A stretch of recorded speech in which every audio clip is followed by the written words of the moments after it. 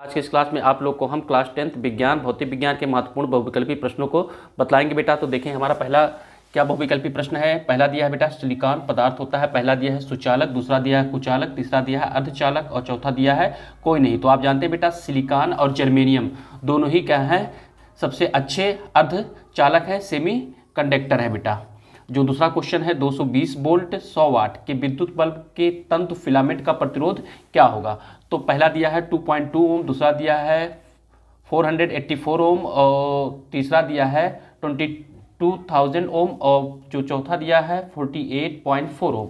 तो आप जानते हैं बेटा कि प्रतिरोध निकालना है और आपका क्या दिया है बेटा, ये विभवांतर दिया है और वाट दिया है। तो आप चूंकि फार्मूला जानते हैं, चूंकि P इक्वल होता है किसके, VI के, P इक्वल होता है VI के। अब आप देखिए बेटा यहाँ पर क्या दिया है, आपका विभवांतर V दिया है और क्या दिया है आपका पावर दिया है और ये करंट नहीं दिया है। तो हमको रेजिस्टेंस निकालना है। तो लिखेंगे चूंकि V और I इक्वल होता है किसके बेटा, V अपान R के। यहाँ लिख देंगे चूंकि I इक्वल होता है आपका V अपान किसके, R के। तो देन P इक्वल हो जाएगा V स्क्वायर अपान किसके हो जाएगा बेटा, R के। V की जो वैल्यू दिया हुआ कितना बेटा 220 वोल्ट। तो आप लिखेंगे 220 का स्क्वायर और अपान क्या बेटा R को आपको क्या करना है, फाइंड करना है। ये किसके इक्वल चल रहा था, ये P के इक्वल चल रहा था। तो P की जो वैल्यू दिया हुआ था कितना बेटा 100। तो आप लिखेंगे P की जगह पर 100 इक्वल 220 का स्क्वायर करेंगे तो 484 और कितना जीरो बढ़ेगा बेटा 00 और अपान किसके हो जाएगा R के। तो आप देखेंगे इस जीरो से इस जीरो क्या हो गया, कैंसिल हो गया। देन R इक्वल कितना हो गया 484। तो इसमें ऑप्शन देखें बेटा, जो सेकंड ऑप्शन है 484 ओम, यही आपका विकल्प सही है कि 220 वोल्ट और 100 वाट के विद्युत बल्ब के फिलामेंट का प्रतिरोध कितना होगा 484 ओम। जो तीसरा दिया है प्रत्येक 4 ओम के प्रतिरोध वाले 4 चालक तारों को समांतर क्रम में जोड़ने पर तुल्य प्रतिरोध क्या होगा। तो आप देखें बेटा तुल्य प्रतिरोध कितने, आपको कितने वायर है, 4 है। तो चारों को किस क्रम में जोड़ा गया है, समांतर क्रम में जोड़ा गया है। तो एक समझें कि आप एक प्रतिरोध ये है 4 ओम का, दूसरा प्रतिरोध आपका 4 ओम का ये है और तीसरा प्रतिरोध आपका 4 ओम का बेटा ये है और जो चौथा प्रतिरोध है ये भी क्या है बेटा, ये कितने ओम का है, 4 ओम का है। अब इन दोनों का क्या करना है, हमको तुल्य प्रतिरोध ज्ञात करना है। तो आप जानते हैं बेटा ये समांतर क्रम का फार्मूला होता है तुल्य प्रतिरोध का 1/R equal 1/R1 plus 1/R2 plus 1/R3 plus 1/R4। तो 1/4 प्लस 1/4 प्लस 1/4 प्लस 1/4। तो 4 टाइम 1/4 है तो इक्वल हो जाएगा 4/4 1/R के इक्वल हो जाएगा। 4 से 4 1 जब 4 हो जाएगा तो देन R इक्वल कितना हो गया बेटा 1 ओम।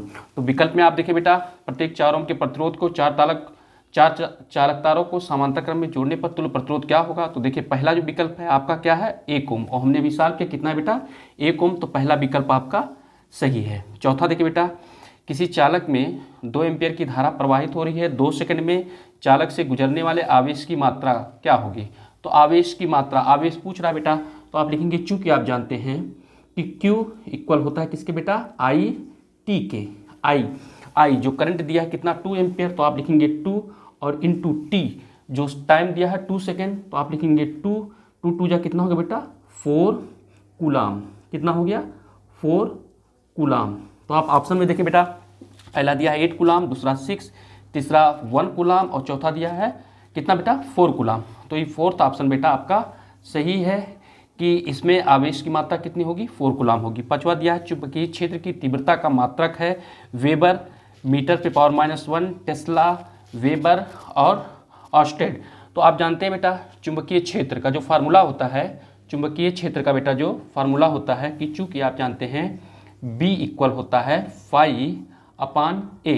B जहाँ चुंबकीय क्षेत्र है और फाई जो है क्या है चुंबकीय फ्लक्स है और A क्या है परिक्षेत्र का क्षेत्रफल है। तो जो फाई का मात्रक होता है वेबर होता है, क्या होता है बेटा वेबर, और जो क्षेत्रफल का मात्रक होगा वो क्या हो जाएगा मीटर स्क्वायर।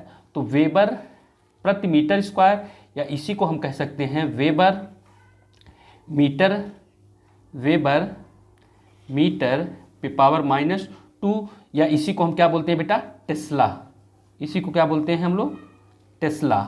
तो क्या इसमें आप ऑप्शन देखें बेटा कि वेबर मीटर पे पावर -1 है, टेस्ला है, वेबर है, ऑस्टेड है। तो आप जानते हैं बेटा, या इसी को हम वेबर मीटर पे पावर -2 कहेंगे, या इसी को हम क्या कहते हैं बेटा, टेस्ला। तो जो सेकंड ऑप्शन है बेटा ये आपका सही है। छठवां दिया है, विद्युत मोटर परिवर्तित करता है किसमें, रासायनिक ऊर्जा को विद्युत ऊर्जा में, ध्वनि ऊर्जा को चुंबकीय ऊर्जा में, यांत्रिक ऊर्जा को विद्युत ऊर्जा में, और यांत्रिक ऊर्जा को प्रकाश ऊर्जा में। तो जानते हैं विद्युत मोटर जो है बेटा क्या है, वो मैकेनिकल, वो क्या करता है कि मैकेनिकल एनर्जी को किस एनर्जी में कन्वर्ट करता है, मैकेनिकल एनर्जी को इलेक्ट्रिक एनर्जी में वो क्या करता है, कन्वर्ट करता है। तो जो आपका थर्ड ऑप्शन है बेटा कि यांत्रिक ऊर्जा को किस ऊर्जा में, विद्युत ऊर्जा में कौन परिवर्तित करता है, विद्युत मोटर।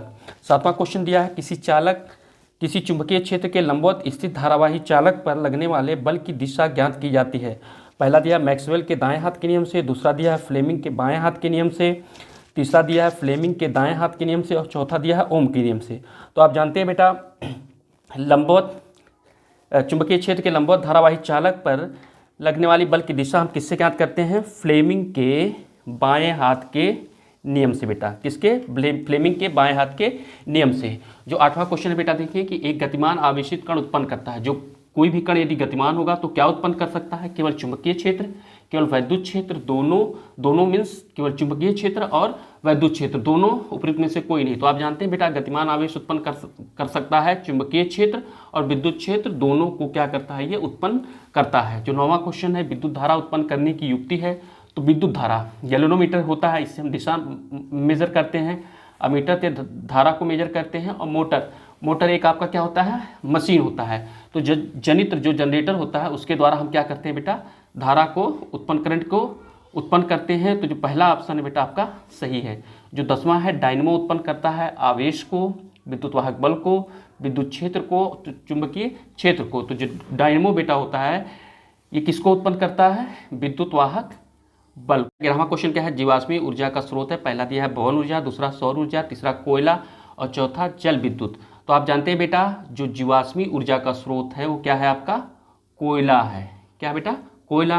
12वां क्वेश्चन दिया, ओजोन के अपघटन का प्रमुख कारण है क्लोरोफ्लोरोकार्बन्स, कार्बन मोनोऑक्साइड, मीथेन, पीड़क नाशी। तो आप जानते हैं बेटा, ओजोन के अपघटन का मुख्य कारण क्या है बेटा, क्लोरोफ्लोरोकार्बन्स हैं, क्लोरोफ्लोरोकार्बन्स हैं। जो 13वां क्वेश्चन देखिए बेटा, एक खाद्य श्रृंखला हमेशा प्रारंभ होती है किसके द्वारा, प्राथमिक उपभोक्ता द्वारा, मांसाहारी द्वारा, उत्पादक द्वारा और अपघटक द्वारा। तो आप जानते हैं बेटा, जो खाद्य श्रृंखला होती है हमेशा किसके द्वारा प्रारंभ होती है, उत्पादक के द्वारा प्रारंभ होती है। जो थर्ड ऑप्शन है आपका, एक आहार श्रृंखला में तीसरा पोषणी स्तर हमेशा कौन होता है, पहला दिया मांसाहारी प्राणी, दूसरा शाकाहारी प्राणी, तीसरा अपघटक और चौथा क्या है, उत्पादक। तो आहार श्रृंखला में तीसरा पोषण स्तर हमेशा कौन रहता है बेटा, वो आपका मांसाहारी प्राणी रहता है। क्वेश्चन देखिए बेटा, निम्न में से कौन सी एक परत पराबैंगनी किरणों को धरती पर आने से रोकती है। पहला दिया है क्लोरीन, दूसरा ओजोन परत, दूसरा दिया है ऑक्सीजन परत, चौथा दिया है हाइड्रोजन परत।